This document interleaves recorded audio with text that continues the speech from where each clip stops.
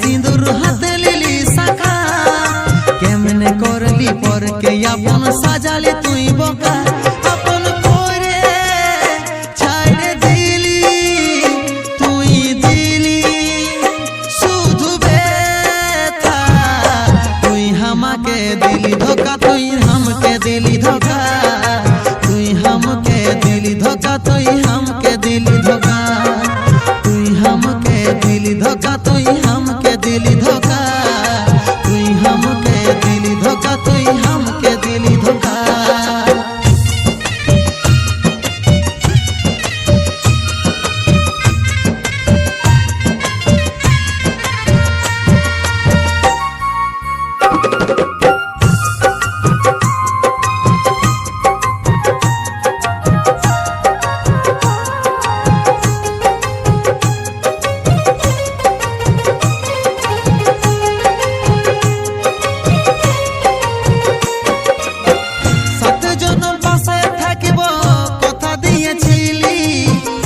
জনমে তবে কেন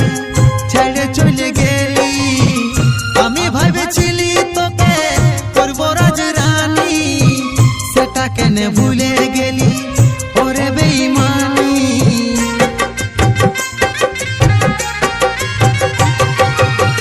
সাত জনম পাশে থাকিব কথা দিয়েছিলি এই জনমে তবে কেন ছেড়ে চলে গেলি আমি ভেবেছিলি ভুলে গেলি ওরে বেঈমানি তুই পালি জীবন সাথী আমি আজ হলি একা তুই আমাকে দিলি ধোকা তুই আমাকে দিলি ধোকা তুই আমাকে দিলি ধোকা তুই আমাকে দিলি ধোকা তুই আমাকে দিলি ধোকা তুই আমাকে দিলি ধোকা हमके दिली धोखा तुई हमके दिली धोखा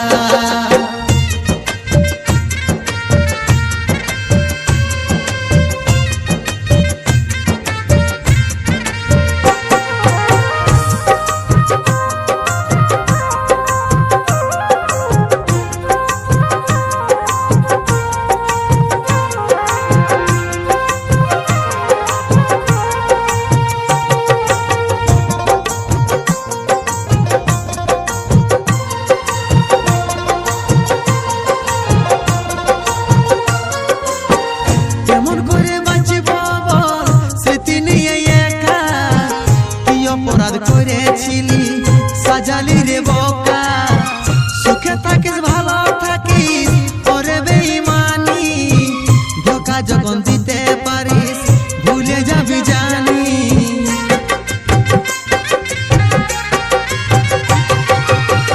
কেমন করে বাঁচিব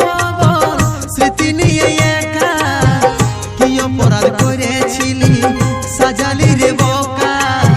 সুখে থাকিস ভালো ওরে বেঈমানি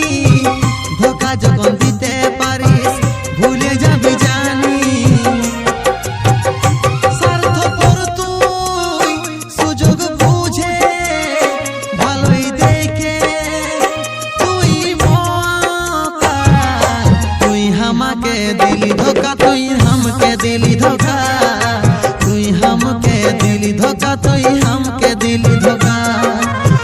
हमके दिली धोखा तुई हमके दिली धोखा तुई हमके दिली धोखा तुई हमके दिली धोखा केमने करली माथाय सिंदूर हाथे लिली शाखा केमने करली परके आपन साजाले तुई बोका केमने करली माथाय सिंदूर हाथे लिली शाखा